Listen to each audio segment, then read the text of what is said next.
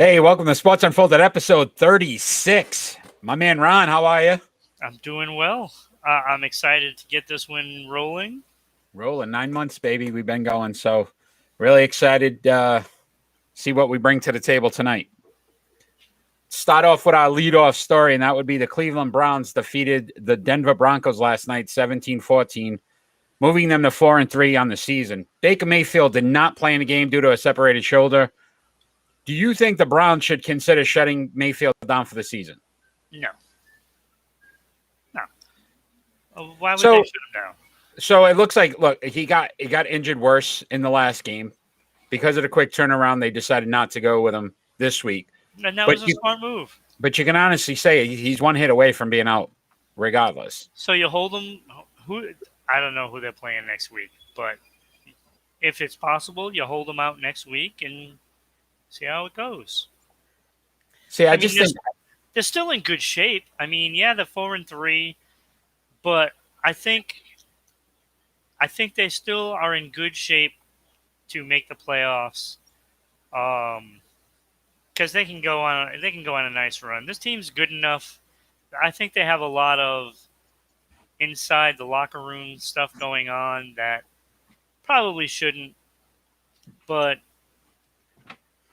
I look at it this way, though. They're built to succeed with any quarterback. So Casey Keenum yesterday, 21 for 33, 199 yards and a touchdown. yeah, Listen, they are, Sway, thanks for joining.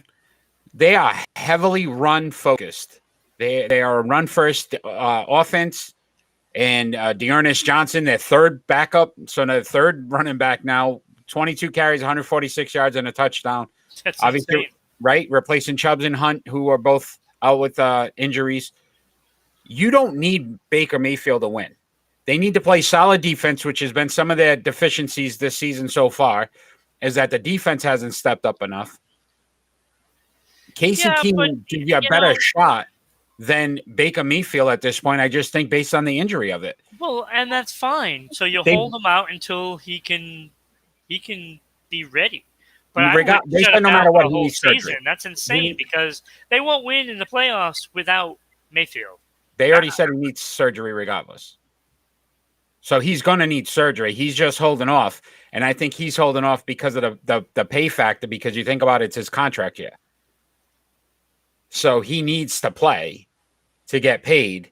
And I think ultimately it's going to hurt the team if, realistically, he can't perform at what he needs to. Yes, it's his non-throwing shoulder. But again, that's got to be painful. You can't tell me that it's not affecting him one way or the other on how he's either mechanically throwing the football or doing some things with the football.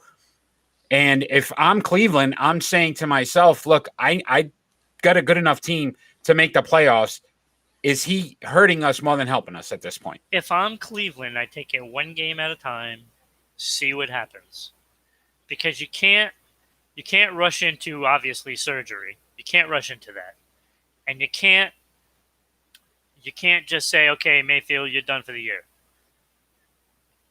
I don't agree with that either. But if you say, all right, we're gonna put him, on the sideline tonight. We're gonna play Keenum. Keenum gets a win. That's what happened just now. Okay, so next week you can do the same thing. Let's roll with Keenan and see how it goes. Because I mean, you have to leave all options on the table if those options are there. So if Mayfield's injury is just so bad that he shouldn't be playing, then by all means you keep him out and you do what you have to do with him, because you got to think of the player's safety. But if it's going to go on and it's just a nagging thing that isn't really going to, cause bigger problems, then, then it's worth keeping them in there, at least to see how long Keenan can take them. And that's what I would do. Yeah, I don't know. I just feel like at this point they're a playoff team, and there's too many questions with him. And then obviously we talked about OBJ. and what possibly could happen with him, right? So you're starting to see that. Let's talk about the other team that was in this game though as well. The Denver Broncos, who started off 3-0 and are now 3-4. Teddy Bridgewater doesn't look like the answer. Well, I told you that it wasn't going to be good. Like, they started out 3-0, house on fire, no problem. But I knew that wasn't going to last. The Broncos team is not that good, especially that offense is not that good. They have some great players on defensive side of the ball, but again, look, they're going to be facing the same situation as like the Patriots are. If they're out there too long, it doesn't matter how good your defense is, they're going to tire. They're going to break down during the game and give up points if the other team is just dictating the offense. So the defense gave up 182 yards on the ground, and they needed a stop at the end of the game and couldn't come through. No. And again, your offense is going to score you 2 touchdowns. It's not enough to probably win in the National Football League consistently. If you're giving up 182 yards on the ground, you're getting worn down by that offense. And it's just a gradual thing, the constant pounding and pounding and pounding. Those players get tired by trying to stop the run. Those are hard yards. Going in the air, those aren't so hard yards because it's just a pass, it's a 7-second play, but it's just one bit of contact for the most part. With the run, it's just constant contact with everybody up in the front 7. They're all taking abuse, all of them, and it's just the holes get bigger and bigger and bigger, and the defense eventually can't do anything. So we'll have to see. I mean, there's a big game coming up this week as well with the Ravens and the Bengals, and obviously, depending on if Cincinnati can pull that game out, I mean, the Browns are only a game out of first place. So a good win for them, solid win for them, considering they didn't have their starting quarterback. Let's move on to the NFL and the New England Patriots. So the 2-4 Patriots will square off against the 1-4 Jets at home this Sunday. What are your expectations for the game? Well, I mean, I don't think it's going to be close. I don't think it's going to be close. Look, the Pats now know that it's crunch time. They're starting to put things together little by little. And yes, there's a lot of problems within, the team, especially injuries at this point. Yeah. Oh, the major injuries this week. But they know what they have to do. And if they can keep close with Dallas, I mean, come on. If it's a close game with the Jets, they should be embarrassed. They should be embarrassed. So again, I think we've talked about it all season so far. The conservative play calling has to end this week. We need to start to see them allow Mac Jones to be a quarterback, right? He needs to get a win at home as well, because I think it's going to build confidence for him, but also the fans. We were so dominant at home for so many years. Right. You need to get some of that swagger back. And unfortunately, yes, I understand that we're starting over, but you need to start to create that Foxborough experience again for these other teams coming in. Absolutely. And I think that's why he went out and spent so much money on the pieces that he got.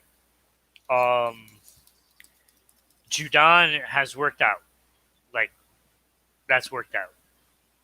But some of the other pieces have not. Like Smith, for instance. Henry has. Henry's worked out pretty. Out of the two of them, Henry's looked a little better than Jonnu Smith. Yeah. Defensively, Jalen Mills, okay. Yeah. Nothing outstanding. Kyle Van Noy looks old and slow, which I think was expected with that. I'm a little disappointed with the guys up front because I still feel like they're giving up way too many yards on the ground, and that was one of the things they really tried to emphasize in free agency is let's get some big bodies in there to try to slow the run down, and that didn't happen. That We isn't certainly happening. don't have a Vince Wilfork in there anymore. No, That's no, for sure. Big Vince. Do you think overall they can overcome the injuries though? For There's a this lot of game, injuries this week. they can. Um, it's not going to be easy though. Look, I think I mean, all they the have a linebackers except lot. for Judon are actually were listed as questionable. Yeah. Like it's Jalen Mills questionable, Adrian Phillips questionable. I mean, I think there's 5 or 6 defensive guys that start right now are questionable for this game. Yeah. So, I mean, you're going to look at Wilson's going to chuck the ball downfield for sure. He's going to be looking for people going through the middle. Seeming the linebacking core is a little beat up, and of course the secondary as well. So we'll have to see. Obviously, we'll do our Patriots post game after the game. Game's at 1:00, so we'll be on around 4:30 Thank on God. Sunday. So, what about Week 7? Are there any games in particular that you're looking forward to that you think the fans should really be looking forward to? Okay, so I have 4 noted.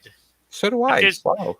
there's really only one though, truthfully. There's not a lot of good games this week. No, this week is kind of bad. My 4th one in is Bears and Bucks. That's what I had. Just I the mean, fact it's that really not. I mean, Brady lost to them last year in one of the games, and that was the famous number 4 game where he thought it was 4th down. He thought he had it. It was 3rd down, and he had one more down, and it was actually 4th down. And the memes that came after that. But the Bears are 3-3. I don't know. This they're has not very ugliness written all over it.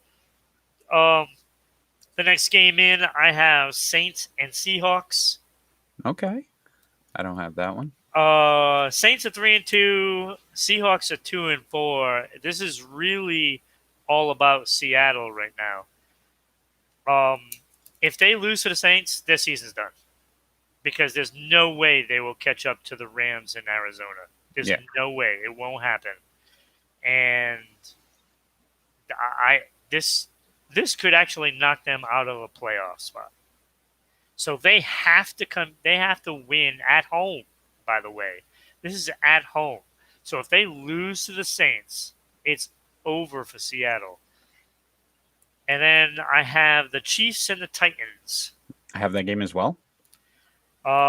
Chiefs, they got to go on the road, play against a Titan team that hasn't played that well this year, but they're starting to put things together, and it's a question of whether Vrabel has them ready to play the Chiefs or not.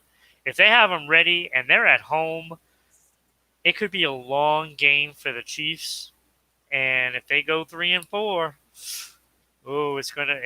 it's gonna hurt their chances for the playoffs as well.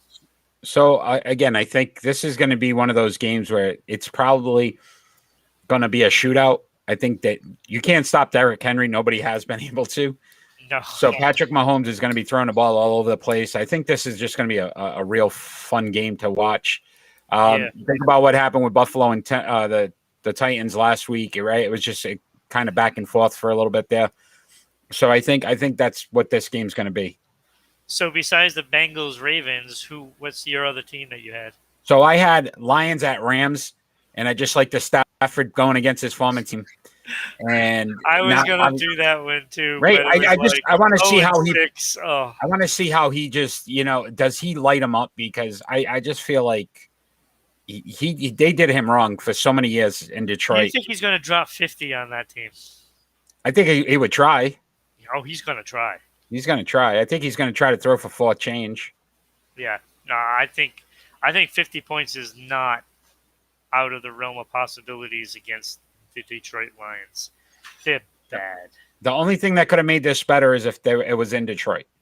I would have loved to see him go back home and do it. But, and then that Bengals-Ravens game, obviously. That's the game. That's the game. That's the only game that really, on the docket, that you could say, it's got a lot of playoff implications early. Everything is on the line. I mean, you're talking if the Bengals win that, they are 5-2 along with the Ravens. But because beating the Ravens, they would be in first place. And when was the last time we said Bengals were in first place? right? So, it's a big game for them. It is huge. This is a monstrous game, and they got to go into Baltimore. So There's a lot on the line for this game, and I think both teams are going to be up for it. It's going to be a slugfest. Yeah, it'll be fun. It'll be fun. Once again, if you're joining us, we're on every Friday night at 6 p.m. on Rhode Island Broadcasting. We're on Facebook, YouTube, and Twitch. On Twitter at Rhode Island _broadcasting. Subscribe. We always appreciate it. We're looking for more subscribers every single week. Follow us on social media at Sports Unfolded on Facebook and Twitter, at Broadcasting RI on Twitter, Sports _Unfolded on Instagram. And you can listen to us on Amazon, Anchor, Google, and Spotify. So all podcasts, plenty of ways to watch, listen. So really excited about that. All right, my friend, we are on to Major League Baseball. So a lot going on with Major League Baseball. And the Boston Red Sox could face elimination tonight.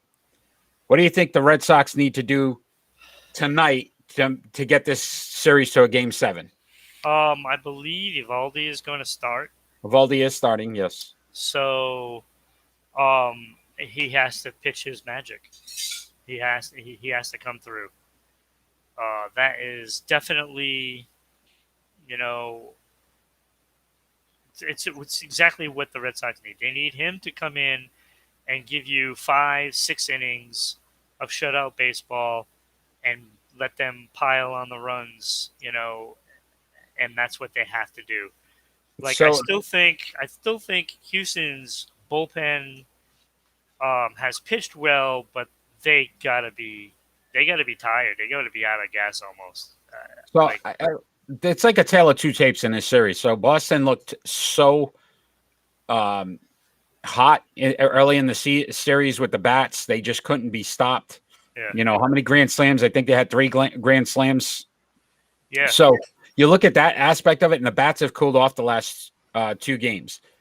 Evaldi went 5 and a third in the last game against Houston. 3 earned runs, 3 Ks, 1 walk, but they did get the win. Garcia, the pitcher going tonight for Houston, only went to 1 inning, 5 earned runs, 2 Ks with 3 walks. And I think one of those was the grand slam. So if Garcia can pitch well, it doesn't bode well for Boston. I think the bats have gone cold. That's just my opinion. And unfortunately, even 3 runs given up by Evaldi last game might be enough for Houston to win tonight if Garcia can pitch well. Yeah, I don't know. I just think Evaldi, he has something special in playoff time, and he's gonna step up for this. Look, it's not the same circumstance as it was when Evaldi came in, pitched all those innings in an extra inning game. Even though the Red Sox lost that game, the team rallied around him. I think the same thing has happened because Evaldi is going to put it on his shoulders that he lost that game, and it could cost the Sox the series. And I think the players are going to rally around him and not let that happen. And I think Evaldi's going to pitch fine, and the team is going to hit today. So the only downfall, right, it's 2 in Houston now. So right. The fact that they're on the road as well, that could hurt them. But we'll have to see what tonight brings. Let's talk about the National League Championship Series. So the Los Angeles Dodgers saved off elimination last night, defeating the Atlanta Braves 11-2.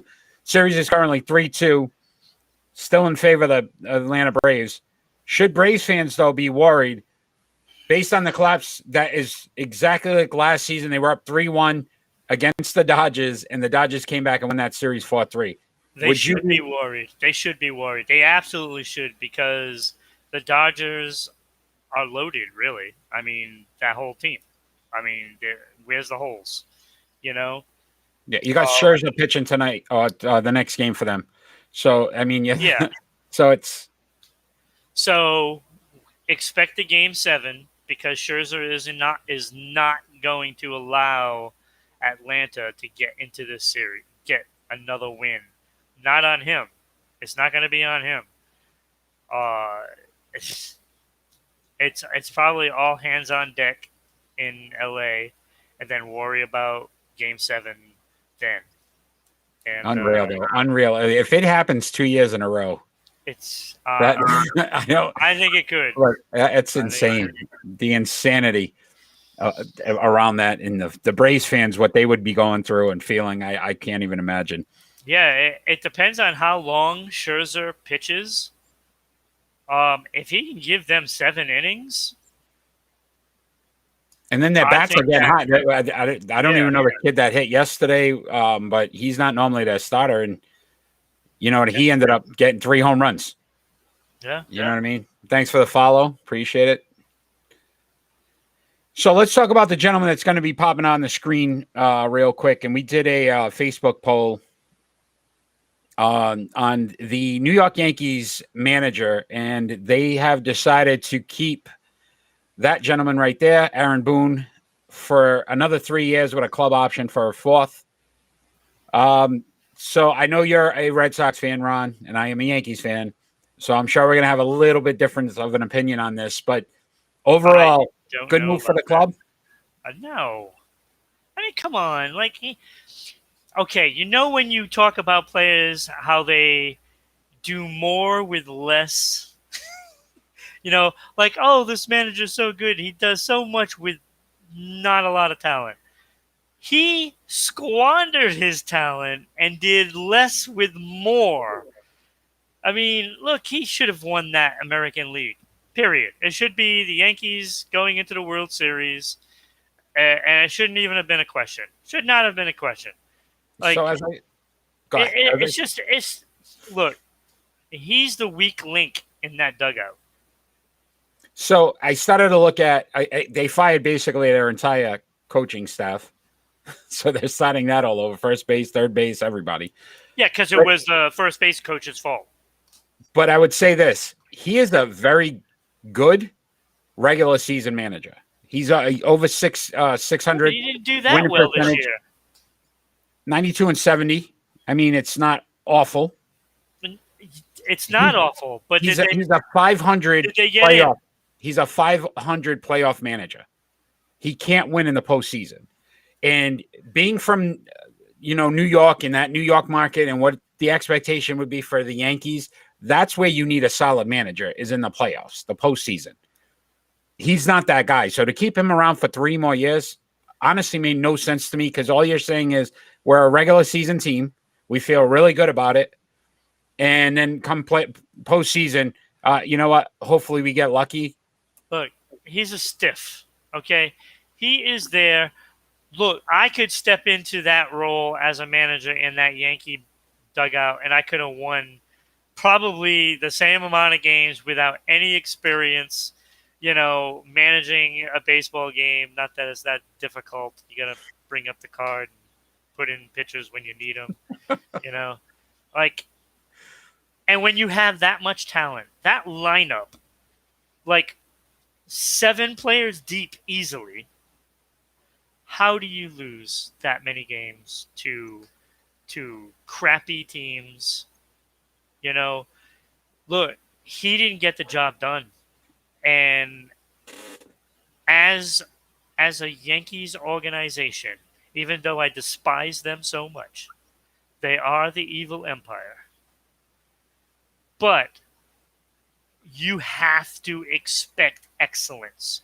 And that is excellence from the ball boys that are collecting the balls down the line to the guy at the top, Cashman. Yeah, who I believe should have to have excellence all through there. And they go through, the manager. Oh, that's terrible. So I don't understand where these guys are coming from either, because I think we talked about it last week. Aaron Boone had said the league had caught up to the Yankees when they hadn't been relevant. Cashman said about this signing as well that if they had let Boone go, he was going to be such a hot commodity in the market. What are they looking at? I don't understand what he's looking at as a general manager to say that. all these teams are looking at us like, why would I want him? He couldn't win with that lineup and that pitching staff. Like, So come on. No, he is not a hot commodity. so Definitely not. we did the Facebook poll. 289 fans said no, they do not like the move. 60%. 196 said yes. So closer than I thought it was going to be. I really was surprised by that. 60-40 in favor of him not being the manager, but I would have really thought it would have been a higher swing of like an 80-20. So there's still fans out there that don't blame him. A lot of fans are blaming the players. Cashman. That's because those fans are still in love with that home run. That's all it is. That's all it is. Look, if you want a player to step in as a manager, why haven't they looked at somebody like a Don Mattingly? Yeah, where is he now? Is he in Miami still? I don't know, but I forget.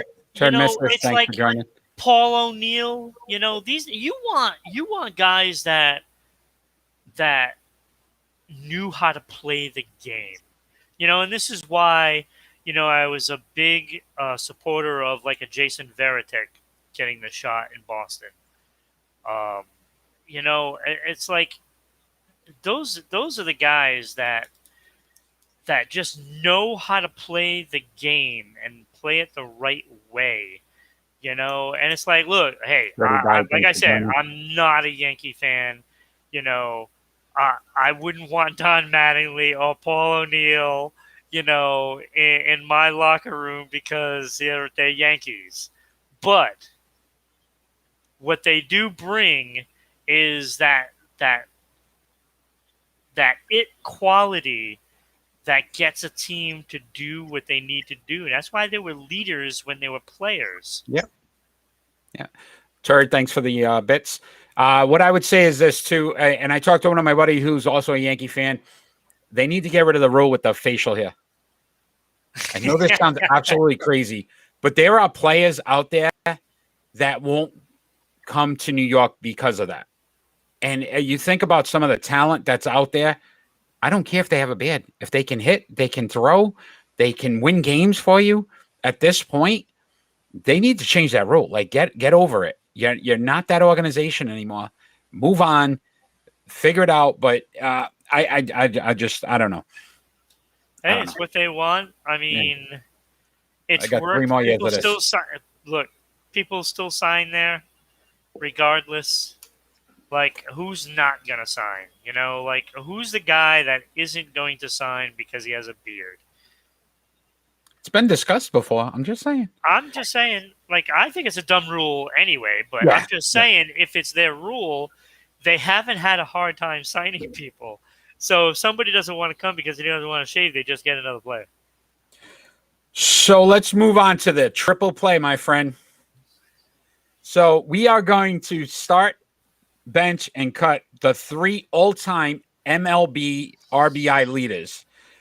And they are Henry Aaron, who we know as Hank, Babe Ruth, and Albert Pujols, who is an RBI is 3rd overall, which is amazing. This is so easy. Like, come on. All right. So I start this week. Go ahead. Yeah, go ahead. So I'm starting Hank Aaron. Yeah. 305 batting average, 3,771 hits, 755 home runs, and the all-time RBIs at 2,297. Yeah. I am benching Babe Ruth. Of course. 342 batting average lifetime. Is that nothing?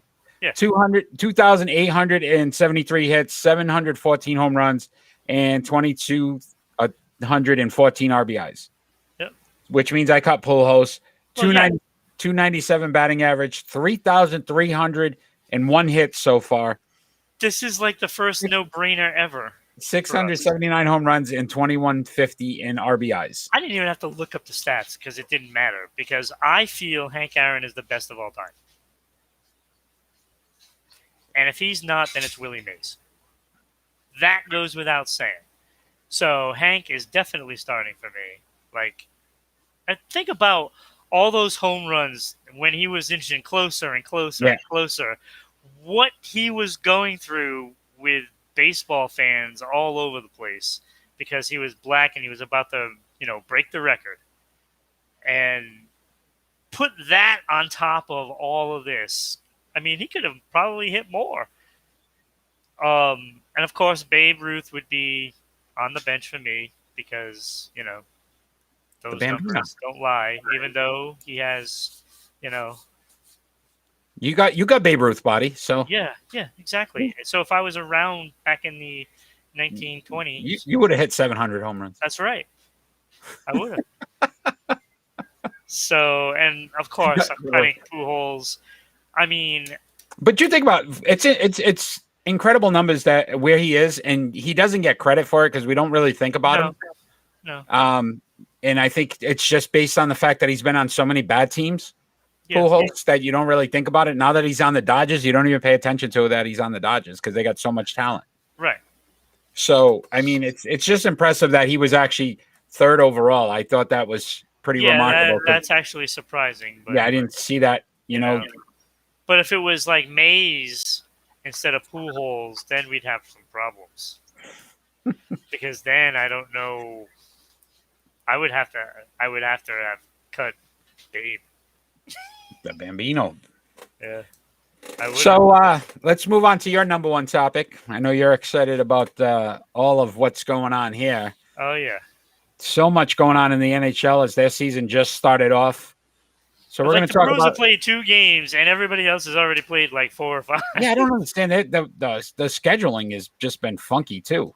It's going to be brutal for the Bruins later on because they're going to be playing more games in one lump towards the end of the season. So let's talk about the athlete we're going to put on the screen, and that would be Evander Kane, who the NHL has suspended for 21 games after it was learned that he falsified his COVID-19 vaccination card. Yeah. Do you agree with the suspension? Oh God, yes. Absolutely. Like, you're going to... It's not the fact of what it's for. It's the fact of that you did it. You falsified it. Like, this is a no-brainer. Like, you can't do that. Like, most places, if you're falsifying documents, you're fired. So here's my problem. I don't agree with it. And you know why I don't agree with it? Because it should have been longer. Oh, well, that goes without saying. So I don't understand, based off of all the allegations that he's had, and they said they couldn't prove it. Yeah, of course. Alan, thanks for joining. But obviously you can tell this guy just has something about himself that he's looking at something somewhere and thinking he's untouchable or he can do whatever he wants. And it's starting to come back on him. And to me, it's too much. Does the organization, would you even touch this guy again? Hell no. Because there's so much. What do they do, Ron? So much baggage with him. I don't know if I would not want him on my team, and I don't care what the talent is. The talent level does not equal the problem. Okay, that's a problem. You basically went out. You falsified a document about COVID. You put everyone else at risk. Everyone at risk. And you lie about it, and then you get caught. And now, I'm sorry. No, you're not sorry. NHL didn't. The funny thing is that the NHL didn't mandate that you have to be vaccinated. No. So that's the funny part of it. Why falsify it? Right. Because it's not like they said if you're not vaccinated, you can't play. Right. I would have, not that it's correct, but I would have probably understood it a little more and saying, okay, that makes sense. He wanted to play. He was falsifying the card because they said he couldn't play otherwise. But he could have played. Yeah. He's just got to follow some different rules, which obviously he doesn't feel he should have to do. Right. And I just feel like they should have suspended him for the year. Like, I think they should have just put it out there to say, look, you've had done the team a favor. That would have done a team a favor. Yeah, because now they're going to be on the hook for this guy after the 21 games, and they're going to end up paying him to sit on a bench or sit at home, realistically, because I can't see them putting him on the ice again. Yeah, I don't know. And to me, I wouldn't put him on the ice because this is a team that is in dire need of a high draft pick. And by just not playing him, it'll be better off. And they'll probably trade him to a contender, and I hope that isn't going to be Boston. It won't be Boston. I can't see Boston wanting to bring him in here. No, I don't see it After all either. that, I don't think any team, honestly, would look because at it. if the Bruins sent out, Phil Kessel with his issues and, and all those other players that, were high profile, Dougie Hamilton, and they had their little issues about, rules. I don't see the Bruins bringing him in. That's not going to happen. But, I just wouldn't want that because that would he's a chemistry destroyer. Yeah, and I think that's one of the things they said even in the offseason. A lot of the teammates said that they couldn't play with him, didn't want to play with him. Right. So on top of the allegations from his ex-wife or estranged wife, this problem with the COVID-19, I mean, he's had a pretty solid year of making some dumb. It's just piling on, and whether some things are true or not almost doesn't even matter at the point because there's going to be issues. And we've talked about it in the past, right? Where there's smoke, there's fire. So absolutely. So obviously with him, there's been plenty of them. So we did a Facebook poll on the question and asking if they felt the suspension was justified. 374 said yes, so 77%. 109 said no, 22%. Wow, that's amazing. So, you know what I mean? You think about the fact there's still some no's out there, and I don't know if they're no's because my theory was no, it wasn't long enough. It might have been that. But the fact that there's some people out there that didn't feel like he should have been suspended is pretty, astonishing to me. Anti-vaxxers. Let's talk about another story that really I find interesting. So Jack Eichel, I know was a player that you were interested in. To possibly become a Boston Bruin, be in that organization, was trying to get traded. So him and the Buffalo Sabres are now trying to figure out the best way to approach his injury. So Eichel was seeking a trade that would allow him to get disc replacement surgery. The Sabres preferred that Eichel received a fusion surgery since no player in the NHL has ever had a disc replacement surgery performed. Under the NHL collective bargaining agreement rules, teams have to have the final say on how a player gets his injuries treated. Oh, snap. So how should this situation be handled by the Buffalo Sabres? This is a very difficult doozy because it's in the collective bargaining agreement. So really the player has no option. So what they're saying is he might contest it and go to the NHL and try some different things. That won't matter because it's in the collective bargaining agreement. It doesn't matter. He will lose.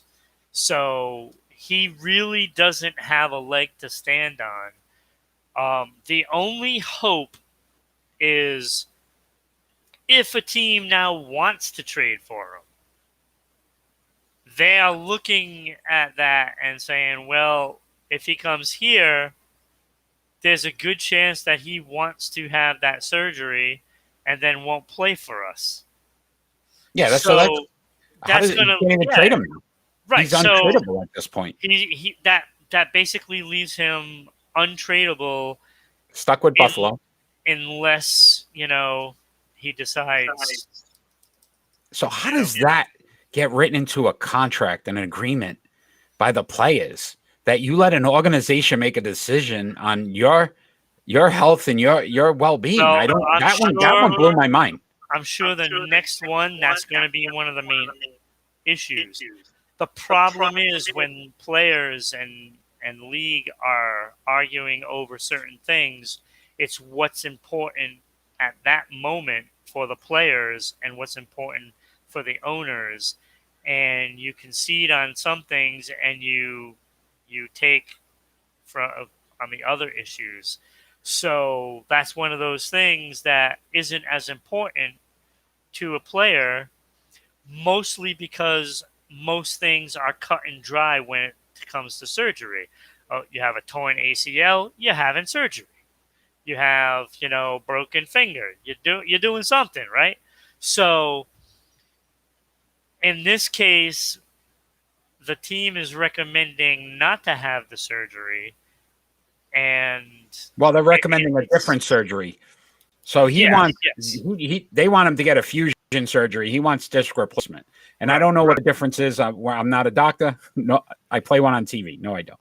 But what I would say is this, that if it's his body and he making a decision, to me that just blows my mind. It's still going to be the same. Not the way it is right here. Yeah. It's insane. So let me ask you this one question. If you were the Boston Bruins at this point, would you trade for him knowing that he wouldn't be back? Knowing what's going on right now, I don't trade for him. Because if you trade for him, you're giving a piece away, whether it's somebody like a DeBrusque or a Studnicka or a Frederick. And you're getting him back, yes. In a normal circumstance, I would love that deal. But the fact that he may not even play for you is quite the obstacle, and that is a definite possibility, because he could just turn around and say, all right, if I'm not going to have the surgery, then I'm not going to play for you. Yeah, so I know that he's meeting with the organization, and they're trying, and his agent, and they're trying to work this out. Maybe next week we'll have a little more answers. We can discuss it a little more. Yeah, this is going to be ugly for Buffalo. This is a tough one, because I just, that collective bargaining agreement was like the one thing that threw me off. I was like, you kidding right now? Yeah. And like I said, it depends on what the hot topics are. So like in NFL, hot topic was, concussions and stuff like that. And, and of course, players want, certain, rights and stuff. Yeah.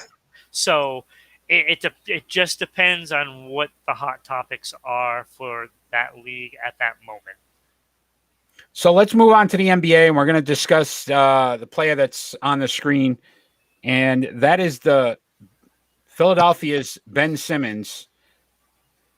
They really can't seem to figure out a way to work this out together. So Ben Simmons was suspended for one game after refusing to participate in a practice. He came out today, and I quote, "He's not mentally ready to play to his expectations," end quote. Do you think Ben Simmons is going to play for the 76ers this season? Oof, this is getting ugly, and I got a feeling I think he's gonna get traded. So the problem with the trade, and I think Murray, who's their general manager, has said it, the value you're going to get role players isn't going to help this team win. He said his job is to help them win. Right. So that makes sense. Unless you can find a player that's disgruntled in another team. So for Damian Lillard, Curry's not going anywhere. But Damian Lillard, who's kind of expressed... No, I said Kyrie. Oh, Kyrie. Nobody's trading for Kyrie either. What's the point? Philly won't get to use him either. Right? But if you get... So I could see like if it was a Damian Lillard for Ben Simmons, you're getting an all-star for an all-star. You're getting a quality player for a quality player. They're not going to get many, trade offers that are going to make sense. They do that for Lillard. So how does this all pan out? I don't know. They're in a real bad situation. Yeah, both Detroit and Buffalo are like competing for who's in the most difficult spot. And there's players coming to Ben Simmons' side, and there's players coming to Philadelphia's side, and it's just getting uglier. So the worst part for him is that, listen, Philadelphia is a very tough market. Those fans are just intense. Yeah, I mean, they threw batteries at Santa one time. Like you pick them off. That's it. Yeah, so exactly. Regardless of how this all works out, even if Philly puts him on the court, the fans aren't going to accept him at this point. So he's put himself in that situation. And on top of it, to me, if I was his agent or anybody in his ear, I would be saying to him, look, you need to get on the court. You need to perform, because that's the only way we can trade you. If people don't see the quality and if what you're going to bring to a team, they're not going to trade for you. He needs to be playing. Right now, he's just bringing attitude. And how many teams are going to how many teams want to risk giving up something that could backfire on them. Yeah, I mean, if you're not mentally prepared currently, I mean, does he even to know play, are you why gonna? he doesn't want to play for them anymore? After the playoffs last season, some things were said. Doc Rivers said some things. I think a lot of people criticized him. Listen, he puts up numbers. He's a very good player. But here's his problems. He shoots 56% from the field, 14.7% from the three-point line, which we know the NBA now, it's all about threes, and 59.7% from the free throw line. There's your issues. You need to improve on those. Because that's what Philadelphia is basically saying. Look, if we're going to get to the next level and be a championship team, you have Embiid, who's one of the top players in the league. We need you to be a guy that can shoot 65, 70% from the free throw line and probably 30% from threes. If you And can't he do that, if he works at it. yeah, and he refuses to. Right. And again, this brings up, the softness of today's game as opposed to, back when like Jordan played. It's not that far ago. That's not No. that long ago. It's like you just have to have that thing that wins. Want to motivate And he yourself. doesn't have it. No. And that's the problem that they're in right now, is because now they see that he doesn't have it. And if but you they think want him to work on it. if you think those fans are going to beat him up now, think about if they end up trading him for like nothing because they just have to get rid of him. Yeah. Every time he steps in Philly, I there's got to be some like security watch on him because they're going to destroy him, and he's creating more of a mess for himself at this point. Yeah. Like One of Charles your- Barkley said, he's being a jerk. Right? So one of your favorite people in the whole world, I know you're going to love this face-off.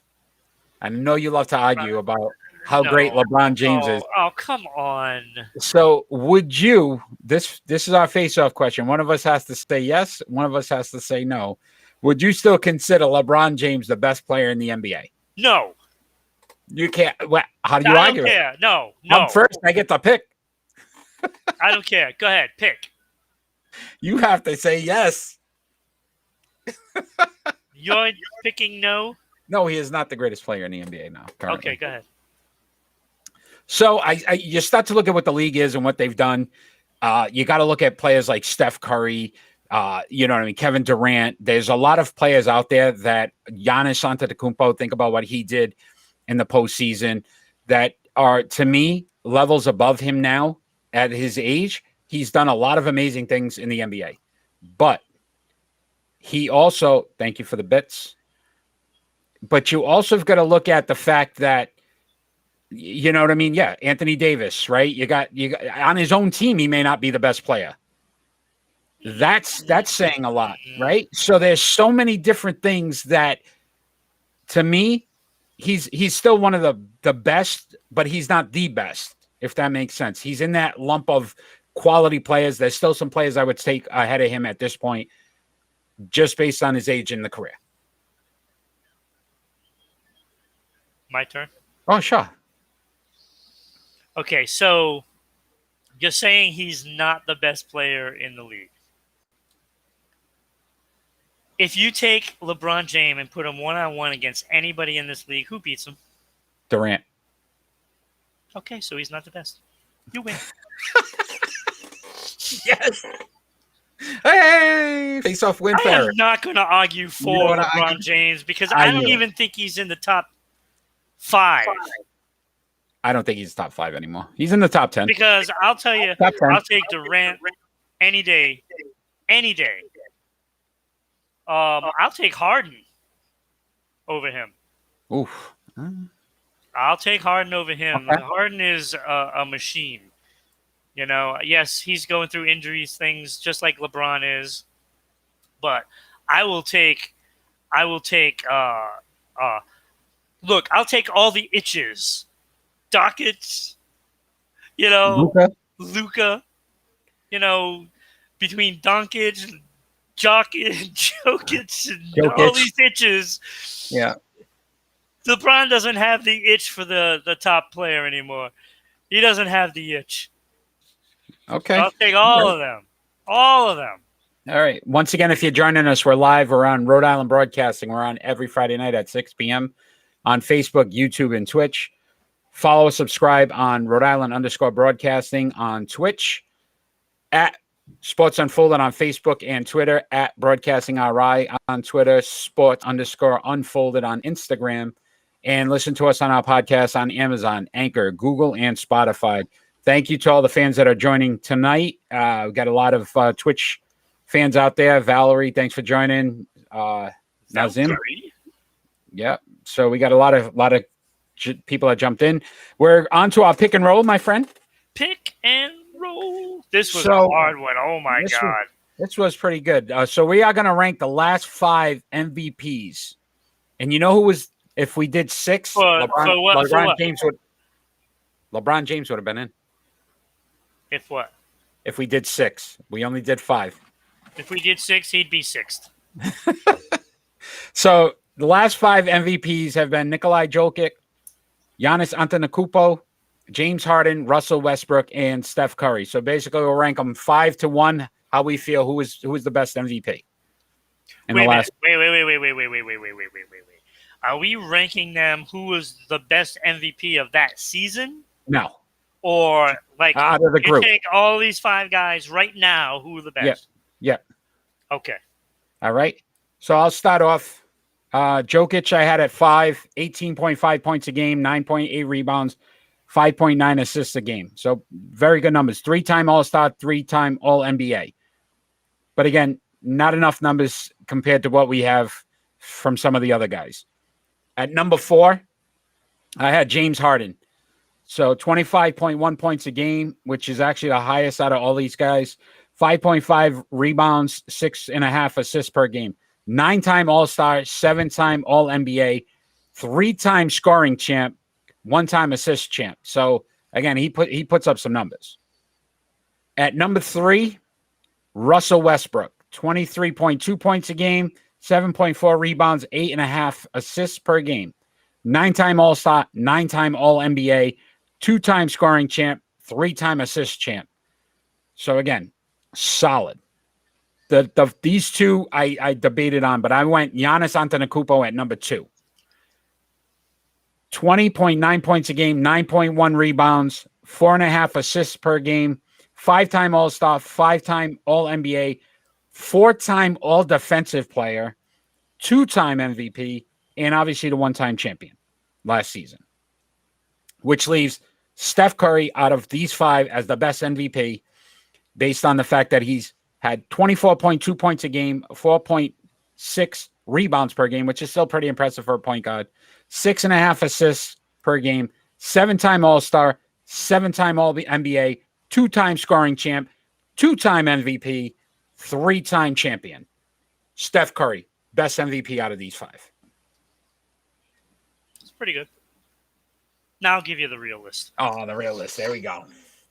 Number 5. Westbrook. Look, this guy has had how many chances to win? Has he yet? No. So, therefore, he is number 5 for me. And I know there's going to be some other guys that don't have championships ahead of them. But they're coming. Okay. Number 4, I have Jokic. Look, he hasn't even been around that long, and he's already touted as one of the best. And I love his game. I think he's just going to get better. Yeah. Oh, yeah.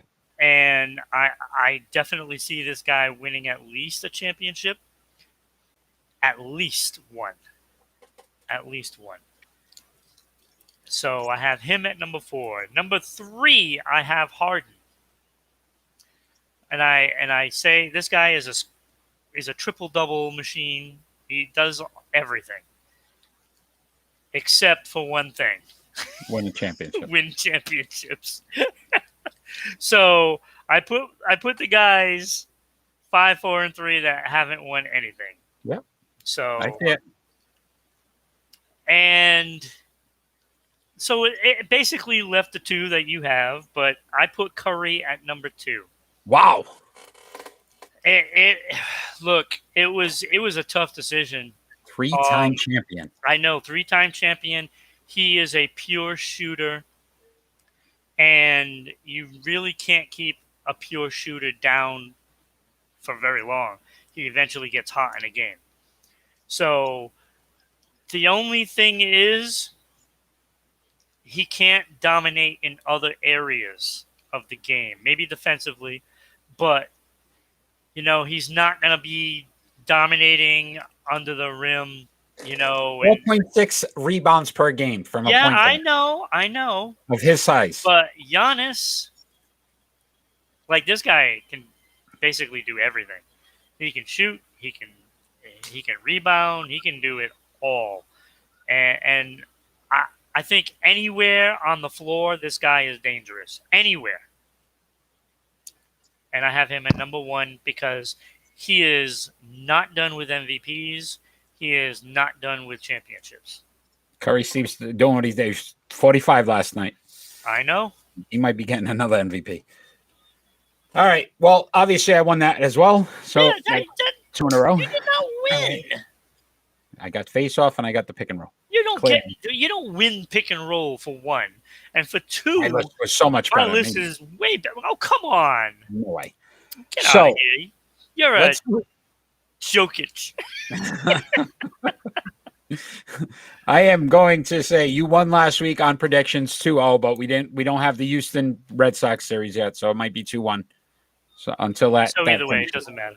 So you won last week. Yeah. This week, let's go 10-24. The New York Jets at the New England Patriots. Patriots. You don't pick against them again? At least 10. All right. I agree with you. I can't go against it.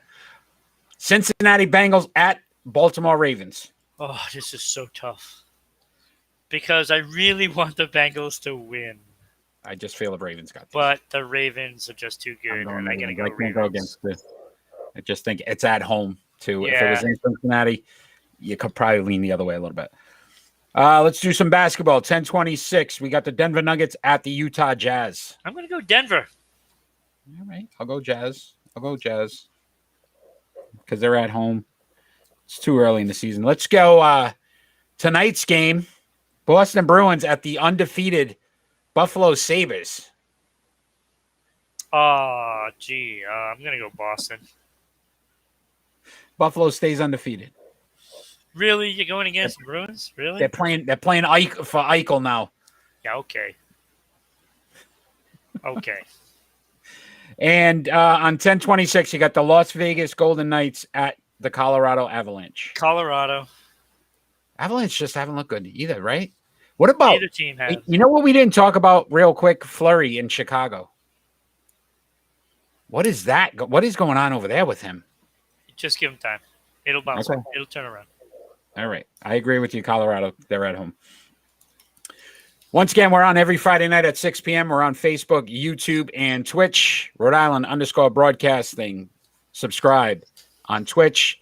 All our Twitch followers tonight. You guys have been awesome. Thank you for joining us.